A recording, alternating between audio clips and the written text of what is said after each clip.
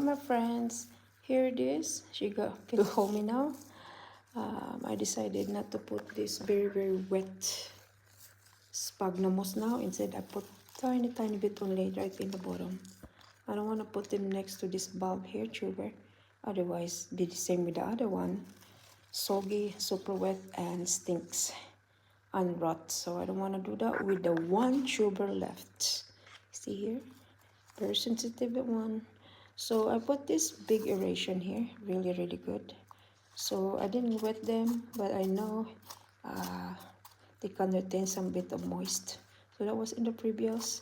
So I put more lava as well, tiny bit like this, but I squeeze a lot of water on them, and then I put them in the bottom part. So this one here I'm gonna put in the corner, and then I will date her now and then put them in my under the light, which is I always do that in the night, the glowing light, and then we'll see if she will come back to me, because she got quite big, a little bit of root left there, nice root still in that part there. So if I don't choke them with water, it's okay guys, if you don't give your orchid water so much, especially in your repotting like this situation now.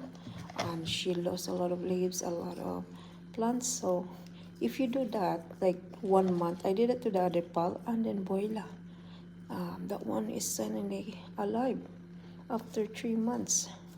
So I hope this one will make sense to you guys, and I hope she'll come back, because I sense there's some few roots in the bottom, and then that one probably will be back again. I'll see. Today is what, 2nd week of March 2020. I'll put a date on this as well for this final thing that I did here. So this yellow cymbidium will hopefully will come back to me, and in the right time, you know. It doesn't mean you do it straight away in a month or so, but give her a time. Let the thing do your best. Give the rest and do your best, and then after that, the nature, let them do the nature, do their best too.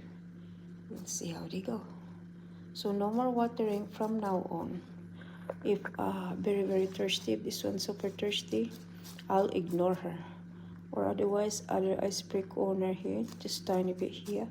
And the sphagnum moss, if this one, it'll turn very dry. For now, kind of little bit water on it, see, not so soggy, because they're not growing, they're still thriving right now, you know. If you put